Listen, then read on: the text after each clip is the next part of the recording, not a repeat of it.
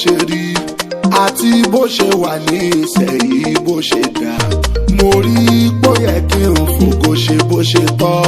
Fọba tó ṣàyè mi èmi di bó ṣe dà. Ẹ̀mí lásán lásán rí ní àná lọ́ba wa dá. Lọ́lá tó tóbi tọ́pọ̀ èèyàn sọ pé jọjú. Ṣé pẹ́ni tó jẹ́ ìyá ní àná rẹ̀ lè bá wọn tún jà dùn ní ẹni ó ṣeun.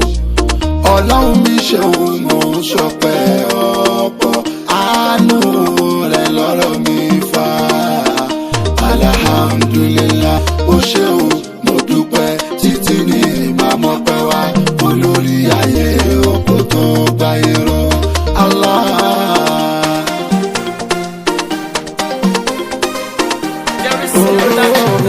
Mo dúpẹ́ ọba rẹ̀ ó ṣe mo mọ̀ọ́rẹ́. Mo dúpẹ́ ọba rẹ̀ ó ṣe mo mọ̀ọ́rẹ́. Dúpẹ́ ọba rẹ̀ ó ṣe mo mọ̀ọ́rẹ́.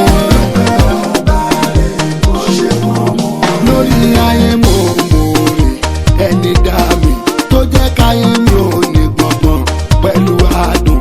Ọwọ́ mi ń tẹ oore gbogbo every angle. Ìkẹ́ Ọlọ́run bàdé èyí ga jù. Ìràràdà ẹ̀kún ọba yọjú òye. Kólógì ní dára wò náà káráyé orí. Ẹni sọ pé òpọ̀ tó lóníranù tí fàjà dẹ̀ẹ̀dẹ̀ẹ̀jà ṣẹ̀rí mú ogun òkú mọ́ lọ́hùn. Dúpẹ́ tiẹ̀ ọba òdúpẹ́ òdúpẹ́ o tọmọtọmọ ló jèrè.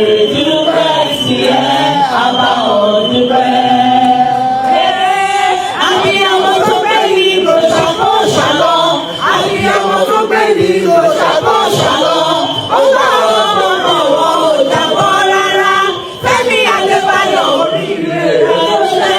Ọba Adébáyọ̀ iṣẹ́ oríire rẹ̀ ni. Sínú Adébáyọ̀ ọmọ tó tó nìkan. Sadiq Adébáyọ̀ ọmọ tó tó fi léde. Olóore fún mi kò lè ṣàlejò. Àlùbárí náà sì rọ̀ lẹ́yìn olórí náà. Ọlọ́run sì fún wọn ní wúrà òun fàdákà. Orí ti pàǹdà. Orí ti pàǹdà. Ọlọ́run sì fún wọn ní wúrà òun fàdákà. Orí ti pàǹdà. Salami, I was never going back. God bless you. I've never done this in my life, but I'm going to do it today.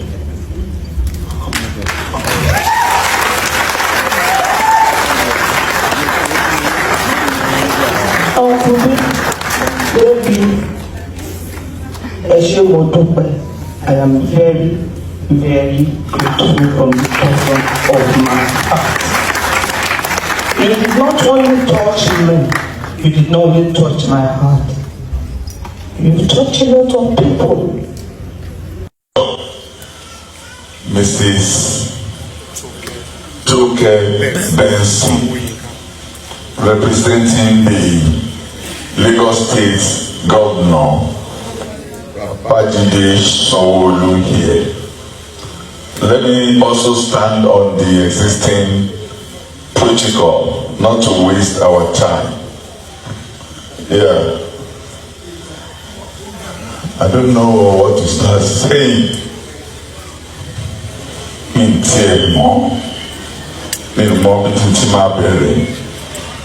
The only thing tí ó yẹ ká máa fi fún Ọlọ́run, òun náà ni màá ṣe. Alhamdulillah. Alhamdulillah. Alhamdulillah. Alhamdulillah. Mickey, your mic.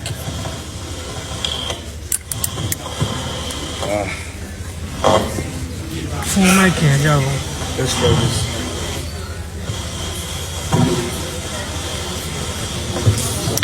Battery. Because of distance. Ọlọ́run ṣeun. Àwọn tí máa dúpẹ́ lọ́wọ́ wọn ó pọ̀. Máa dúpẹ́ lọ́wọ́ gbogbo àwọn tó wá látòrí gómìnà ti Kwara àti ti ìlú Èkó. máa dúpẹ́ lọ́wọ́ kábíyèsí ọba Ṣótóbi ti Ìkòròdú Kingdom. Ètò wa ṣe pàtàkì jù. Máa dúpẹ́ lọ́wọ́ àwọn ìyàwó mi. Àwọn ló jẹ́ kí ilé tòrò. Àwọn ló jẹ́ kó rí báyìí. Ẹ ṣé mo dúpẹ́. Èmi ò ṣọjọ́ ọ̀rọ̀. Ọlọ́run kò fi oríjì ìyá mi àti bàbá mi. Máa dúpẹ́ lọ́wọ́ wọn lọ́run kọ́lọ̀ bá mi. Fún àwa tá a bá mọ̀ bísímìlá láàfáà méjèèjì.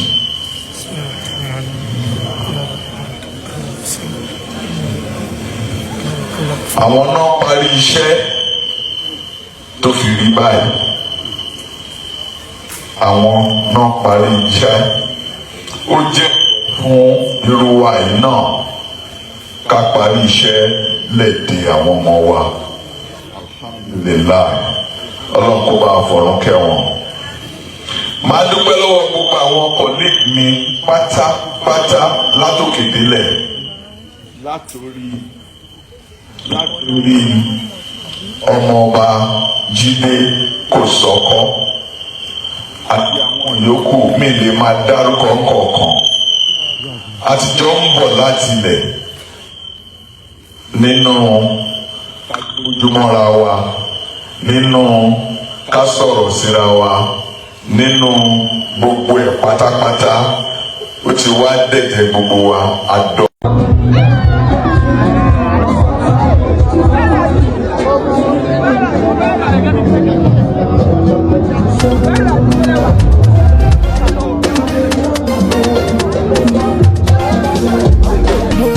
Mo wáyé mi wò látàtà náà bó ṣe rí àti bó ṣe wà ní ìsẹ̀yìn bó ṣe dà. Mo rí pó yẹ kí n fògo ṣe bó ṣe tọ́. Fọba ó ṣeun mo dúpẹ́ títí ní ìmàmọ́pẹ́ wa. Olórí ayé oko tó gbáyé rọ. Allah.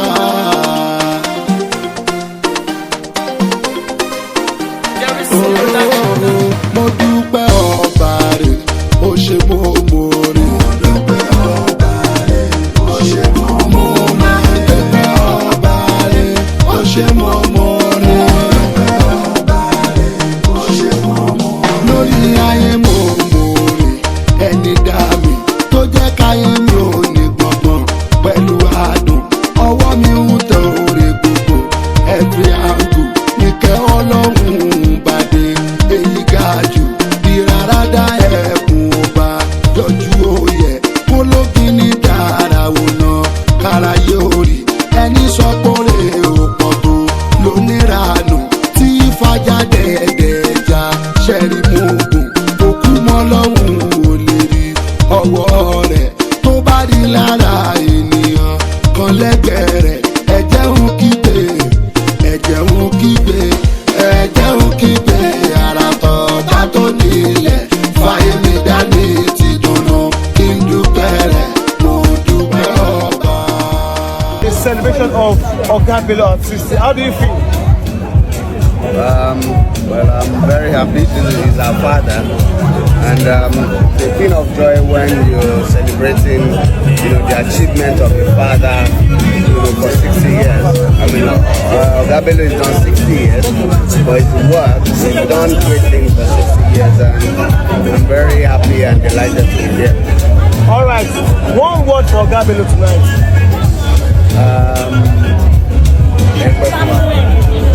That's not a word, but everywhere is really like. All right, sir.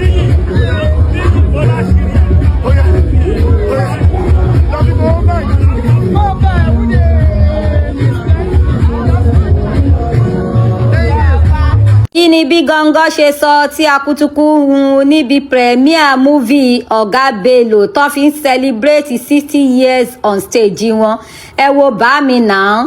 Kọ́lá Yẹmí ọkọ world best tiwa náà wà níbẹ̀. Gbogbo àwọn òṣèré túyáyá jáde. Ṣé Oga Bello wá pọ̀ létí ni? Adebayo Salami 60 years on stage téèyàn ti ń ṣiṣẹ́ kan kò máa ń ṣe kékeré àwọn míì gan wọn ì tí ì bí wọn tí bàbá yìí ti bẹ̀rẹ̀ iṣẹ́ ó yẹ bàbá yìí kò ní yẹ ẹlẹ́ lágbára Ọlọ́run erin ẹ̀ fún àwọn ọmọ ẹ̀ tún fọ́ àwọn ìbejì ìyá ìbejì rèé o àwọn náà gbé bọ́dì wọ́n wá ẹ wo màmá bọ́n ṣe ń fìlẹ̀ ara wọn wọ́n ń sẹ́ngẹ́mẹ́ngẹ́ obìnrin ìfáìṣá dúdú yẹmí làwọn náà ń ṣe fídíò náà ń sẹ́ngẹ́mẹ́ngẹ́ náà ń paparazzi náà ń fìlẹ̀ ara wọn Ọ̀gá Bello ló ṣe nǹkan sẹ̀ kẹ́mítì rèé sídí pépérépè sídí bébí lòun náà sídí fáìṣá ẹ wo sídí bó ṣe ń bóskẹ́ lóní àmọ́ gbọ́dọ̀ débẹ̀ máàmí alálùbáríkà ní mama no network àwọn náà wálé ní network wà nítorí Ọ̀gá Bello ló ń ṣe nǹkan Gabriel ní Afọláyan òun náà gbé bọ́dí òun náà dé alọ́gà Bello ní sẹ́ ẹ wọ àwọn òṣèré Jaiye Kuti rèé Alwẹ̀ Adémọ́lá rèé Ẹyinjú Elédùmarè rèé alọ́gà Bello ló ń ṣe nǹkan sẹ́ 60 years on stage no be mọ́ìmọ́ì kéèmọ̀ ń ṣeré rárá Ọ̀gá Bello ẹ wo kẹ́mítì náà wà ń bẹ̀ gẹ́gẹ́ bí mo ṣe sọ arọ tí ò lè rìn nínú àwọn òṣèré ní kàn gbé àwọn débẹ̀ ẹ wo màámi Jọkẹ́ Silva àní vetra gbogbo àwọn vetra ló dìde wá tán lágbára Ọlọ́run Ọ̀gá Bello àtúbọ̀ rí yín pẹ́ lágbára Ọlọ́run ṣáájẹ́ tí ò lọ́gàá Ọlọ́run ni ọ̀gá ẹ̀ olórúkọ mi tọ́ òun náà wà níbẹ̀ ẹ wo Afọláyan gbogbo yín náà lẹ́mọ Kúnlé Afọláyan àfò nígbà tán béèrè lọ́wọ́ ẹ̀ ó ní bàbá wa ló ń ṣe nǹkan ọ̀gá wa ni àwọn táwọn role model wa ni wọ́n gbọ́dọ̀ débẹ̀ lágbára Ọlọ́run ti yẹ bàbá yìí kò ní yẹ ẹlẹ kéèyàn bí ọmọ kí gbogbo ọmọ yẹn jẹ́ graduate kí gbogbo ọmọ yẹn yàn kan yanjú Ọ̀gá Bello àánú lẹ rí gbà lọ́dọ̀ Ọlọ́run o tẹ́ fọwọ́ yín ṣiṣẹ́ tẹ́ tún jẹ́ lómi àṣiṣẹ́ kò ní jẹ́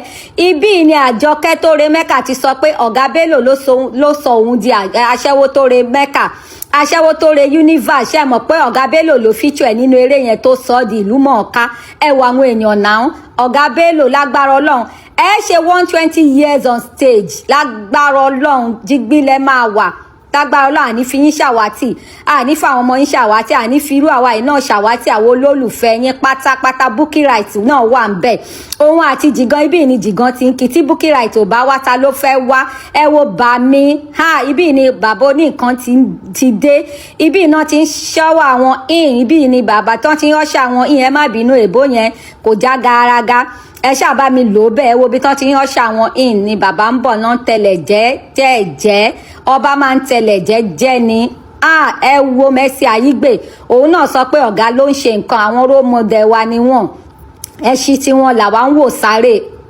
Mercy Aigbe náà wá síbẹ̀ òun àtọkọ ẹ̀ àní bá mi Ọ̀gá Bello ní sẹ́ẹ̀ lágbára Ọlọ́run àwọn ọmọ ẹ wo wẹ́dẹ́ bàbá yìí bí àwọn ọmọ tó máa kọ́ ṣe wọ́n á múra tán ìmúra yẹn á yẹ wọ́n bá lọ́wọ́ Ọ̀gá Bello ẹ ti rí bàbá mi Ọ̀gá Bello Adebayo Salami sí bàbá lágbára Ọlọ́run kẹ gbó kẹ tọ́ lágbára Ọlọ́run àtúbọ̀ rí yín bá inú mi dùn ayọ̀ mi kún bàbá congratulations sir.